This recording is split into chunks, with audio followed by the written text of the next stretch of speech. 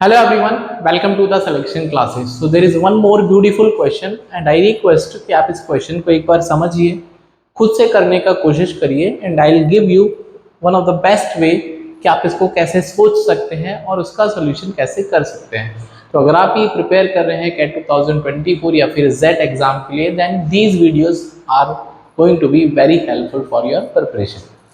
So let us read out the question first of all. Find the coefficient of x power 49 in the expansion of, तो बहुत बड़ा सा expansion लिखा है और हमको बोलता है कि x की पावर 49 का कोफिशिएंट कितना होगा। ठीक है, तो किसी भी बड़ी प्रॉब्लम को सॉल्व करने का जो सबसे आसान तरीका होता है वो होता है कि प्रॉब्लम को छोटा करके देखो। ठीक है, तो जितनी भी बड़ी बड़ी प्रॉब्लम्स हैं उनको छोटा करने पर हमको एक जनरलाइजेशन या फिर एक आइडिया लगने लगता है कि अच्छा ये ऐसे ही लिखना चाहता है, बट उसने बहुत वाहियात तरीके से इसको लिखा हुआ है। ठीक है, तो चलिए इस क्वेश्चन का सोल्यूशन करते हैं। तो सबसे पहले तो यहाँ देखोगे सीरीज 1 + x है, 2 + x है, 3 + x है, फिर x + 49, तो बच्चे यहीं पे कंफ्यूज हो जाएगा। तो बेसिकली 1 + x लिखो या x + 1 लिखो, एक ही बात है। तो सबसे पहले इस क्या करेंगे, इसको हम थोड़ा सा और अच्छे तरीके से सिंक्रोनाइज करके लिखेंगे। x + 2, x + 3, x + 4 and finally x + 49 and x + 50। Hopefully it is clear. अच्छा, ये तो हमने इसको प्रॉपरली लिख दिया अच्छे तरीके से, बट हमको सॉल्यूशन कैसे मिलेगा, क्योंकि हमारा टारगेट तो सॉल्यूशन निकालने का है। तो हम कैसे निकालेंगे इसका सॉल्यूशन? ठीक है, ये हमने इसको लिख दिया। देखो, before going for the x की पावर 49 हम एक छोटा सा नंबर लेते हैं जिससे कि हम चीज़ों को एनालाइज कर पाए। फॉर एग्जाम्पल, अगर हम यहाँ पे x + 1, x + 2, ठीक है, हम यहाँ पे x + 1, x + 2 लिखते हैं, इनका मल्टीप्लाई कर लेते हैं, तो ये हो जाएगा x², ये हो जाएगा 2x + x + 2, तो ये आपके पास आ जाएगा x² + 3x + 2। ठीक है, तो यहाँ पे जो हाईएस्ट पावर है, यहाँ पे जो हाईएस्ट पावर है वो है दैट इज 2। ठीक है, कितनी है? 2। तो आपने देखा 2 क्यों आया, क्योंकि आपके पास जो नंबर ऑफ ब्रैकेट है उसमें जो x का कोफिशिएंट है x⁴ x⁴ 2 आ गया। उसके बाद ये है coefficient of x, coefficient of x। तो यहाँ पे जो कोफिशिएंट ऑफ x है वो 3 है। कितना है? 3। और ये आपके पास कांस्टेंट टर्म है, ये कांस्टेंट है। तो ये हमको नंबर कैसे मिले, हम कैसे इसको ऑब्जर्व कर पाएंगे? तो अगर हम 3 को देखते हैं, that is coefficient of x, तो ये 3 आ रहा है। तो 3 को थोड़ी देर के लिए क्या आप ऐसा नहीं सोच सकते कि 1 + 2 लिखा है, क्योंकि आपके पास ये नंबर 1 है, ये नंबर 2 है, हमने ऐड कर दिया, कोफिशिएंट आ गया। अच्छा, ये जो कांस्टेंट टर्म है, ये 2 लिखा है, तो आप इसको ऐसे नहीं सोच पाओगे कि आप 1 × 2 लिखा है। इसका मतलब क्या ये बात जनरलाइज ठीक है फॉर्म में? एक बार और देख लेते हैं। ठीक है, जैसे हमने इसमें लिखा है x + 1, x + 2 और x + 3।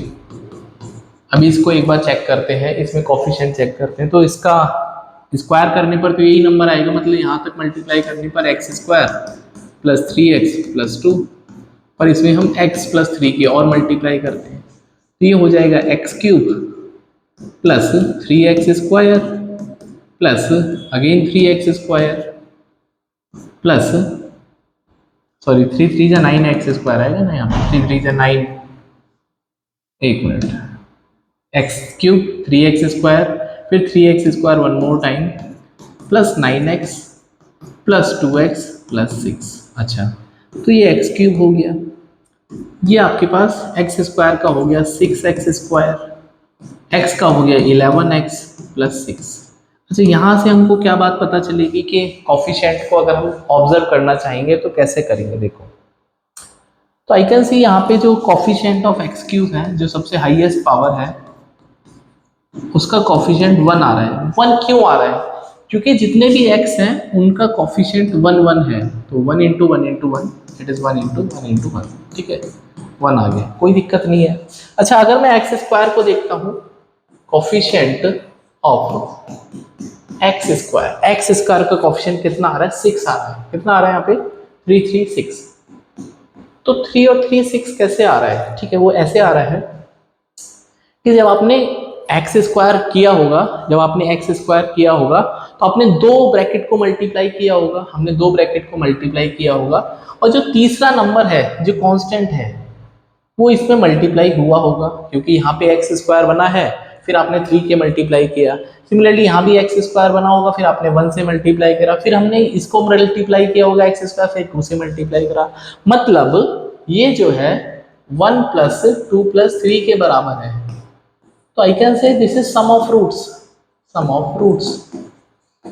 रूट वूट भूल भी जाते हैं, मतलब ये जो नंबर है इनको ऐड कर दिया।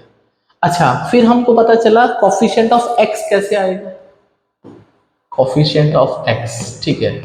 तो कोफिशिएंट ऑफ एक्स कैसे आएगा, आपने एक ब्रैकेट लिया, बाकी जो उसके दो कांस्टेंट नंबर हैं उनको मल्टीप्लाई करना पड़ेगा, क्योंकि एक तो ब्रैकेट है एक्स आ ही रहा है यहाँ पे, तो फिर हम यहाँ पे कांस्टेंट नंबर खोजेंगे, तो जो कांस्टेंट नंबर होगा एक्स से मल्टीप्लाई करके कोफिशिएंट ऑफ एक्स बनाएगा। तो यहाँ पे अगर मैं x प्लस 1 को पकड़ता हूँ तो यहाँ पे कांस्टेंट आएगा 2 इंटू 3। अगर मैं इस वाले ब्रैकेट को पकड़ता हूँ तो यहाँ पे कांस्टेंट आएगा 1 इंटू 3, और अगर हम इस वाले ब्रैकेट को पकड़ते हैं तो यहाँ पे कांस्टेंट आएगा 1 इंटू 2। तो सॉल्व करके देख लो, 6 प्लस 3 प्लस 2, तो ये तो 11 हो गया। और जो कांस्टेंट टर्म आएगी, हाँ जो कांस्टेंट टर्म आएगी वो तो इनको मल्टीप्लाई करके आ जाएगी, दैट इज 1 इंटू 2 इंटू 3। इसका मतलब प्रॉब्लम जो है वो मेरी समझ में आ चुका है कि अगर आपके पास स्टैंडर्ड फॉर्मेट में x plus 1, x plus 2, x plus 3 and so कितने भी ब्रैकेट लिखे और आपसे कोई भी नंबर का कोएफिशिएंट पूछ लिया जाता है जनरली, तो जनरली बहुत बड़ा यदि एक्सपेंशन है तो या तो x की पावर 50 का पूछेगा, x की पावर 49 का पूछेगा, x की पावर 48 का पूछेगा, मिडिल वाला कम पूछेगा, क्योंकि मिडिल वाला सॉल्व करने के लिए बहुत मेहनत करनी पड़ेगी, ठीक है। तो इसका सोल्यूशन अब हम कर लेते हैं, ठीक है। तो मैं इसको थोड़ा सा डिलीट कर देता हूं so that I can give you the solution, ठीक है। तो ये ऑब्जर्वेशन आपको समझ में आनी चाहिए जो मैंने आपको सिखाया है।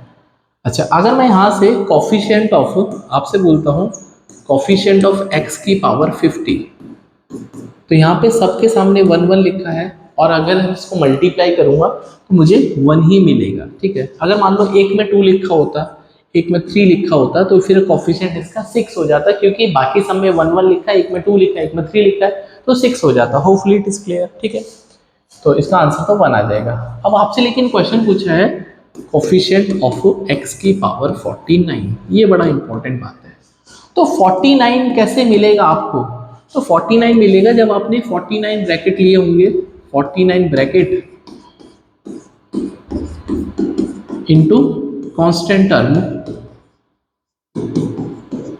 ऑफ 50th ब्रैकेट, जो भी ब्रैकेट बच गया उसकी कांस्टेंट टर्म से मल्टीप्लाई करेंगे।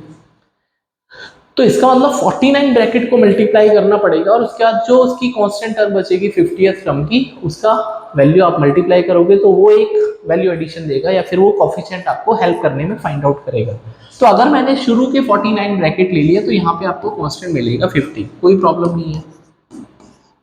अगर मैंने फॉर एग्जाम्पल पहला नंबर ये शुरू के 47 ले लिए, यहाँ पे x प्लस 48 भी होगा, तो मैंने मान लो 1 से लेके 48, 49, 40, 49, 50, अगर मैंने कोई एक ब्रैकेट मान लो इसको 49 को छोड़ दिया, तो ये ब्रैकेट और ये ब्रैकेट x प्लस 50 वाला, तो अगेन x की बार 49 तो मिलेगा, क्योंकि 49 ब्रैकेट की मल्टीप्लाई करेंगे, तो यहाँ पे आपको 49 मिल सकता है। इसका मतलब फिर 48 मिलेगा, फिर 47 मिलेगा, इसका मतलब फिर 46 मिलेगा। जैसे जैसे आप एक ब्रैकेट को छोड़ोगे तो जिस भी ब्रैकेट को आप छोड़ोगे उसका कांस्टेंट जो टर्म है वो आपको कोफिशिएंट, मतलब कोफिशिएंट में हेल्प करेगा। तो in this way I have the series now, तो ये आपको मिलेगा लास्ट में 3 प्लस 2 प्लस 1। तो समस्या तो सॉल्व हो गई, आपका आंसर आ जाएगा। 1 से लेके 50 नंबर जोड़ना बहुत इजी काम है, सम ऑफ नेचुरल नंबर हो गया। तो इसका जो आएगा कोफिशिएंट ऑफ x की power 49, that is very easy now. तो sum of n natural number that is n into n plus 1/2 होता है, ठीक है। तो ये हो जाएगा 50 into 51 divide by 50 into 51 divide by 2, तो 25 हो जाएगा। तो 25 1 जा 25, 2 इसका कैरी आ जाएगा, 25 इंटू 5 125 प्लस 2 170 127, तो 1275 इसका राइट आंसर है। तो होपफुली ये बात आपको समझ में आई होगी कि किस तरह से हम जो कॉफिशिएंट है उसको हम टैकल कर सकते हैं, कॉफिशिएंट प्रॉब्लम को। One of the finest way I told you कि किस तरह से हम चीज़ों को बेहतर तरीके से समझ सकते हैं। अगर वीडियो आपको अच्छी लगी है तो प्लीज़ आप इसको शेयर करा करो अपने दोस्तों के बीच में, and also don't forget to subscribe the channel the selection classes. So see in the next video with one more concept. Till then, bye, take care.